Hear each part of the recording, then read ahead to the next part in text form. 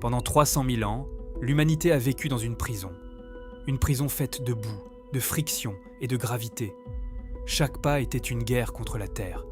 Le monde était vaste, immobile. La distance était notre plus grand prédateur. Et pourtant, la solution était là, sous nos yeux, dans la chute d'un tronc, dans le galet qui dévale la colline. L'homme a enfin décidé de ne plus porter le monde, mais de le faire rouler.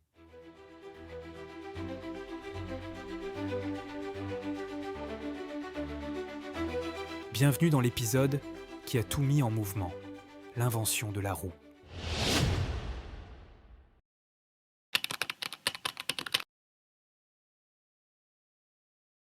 Pour comprendre cette révolution, il faut comprendre l'adversaire. Son nom, la friction. Au niveau microscopique, rien n'est lisse. Chaque surface est une chaîne de montagnes qui s'accroche à une autre. Plus l'objet est lourd, plus ces montagnes s'écrasent contre le sol. C'est la loi de physique. F égale mu fois N. Traîner un traîneau, c'est comme faire glisser deux scies l'une contre l'autre. Une perte d'énergie monumentale. L'astuce n'a donc pas été de supprimer la friction, mais de la contourner, en passant du glissement au roulement. Un simple changement de géométrie qui a divisé l'effort humain par 10. Tout a commencé il y a 5500 ans, en basse Mésopotamie.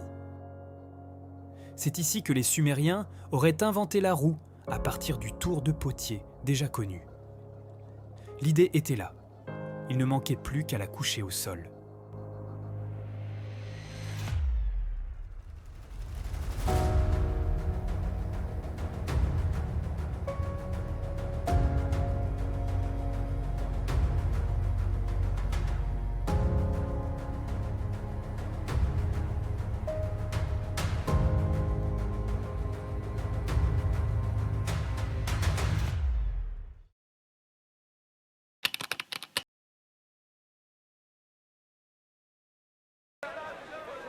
Une fois apparue, la roue n'a pas seulement transporté des objets, mais aussi des ambitions.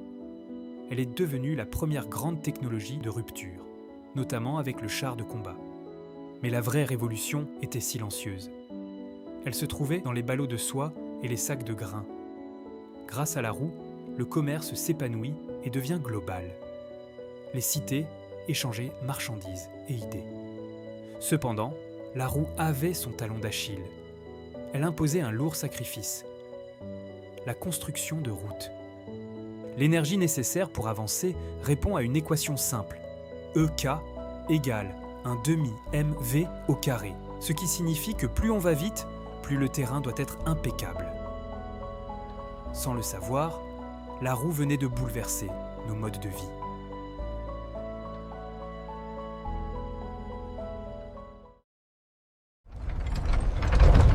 Mais la plus grande révolution de la roue a eu lieu là où personne ne pouvait l'imaginer. En y ajoutant des dents, l'homme a inventé l'engrenage et appris à maîtriser la force. La roue ne servait plus seulement aux moyens de transport, elle devenait un multiplicateur de puissance. Nous avons exploité l'énergie des rivières grâce aux moulins à eau. Puis, dans le silence des premières horloges, découpé l'éternité en secondes.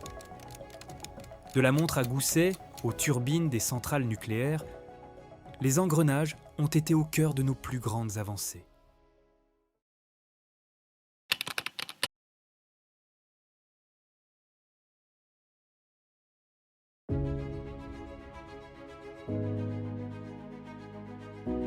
Pendant 5 millénaires, la roue nous a liés au sol.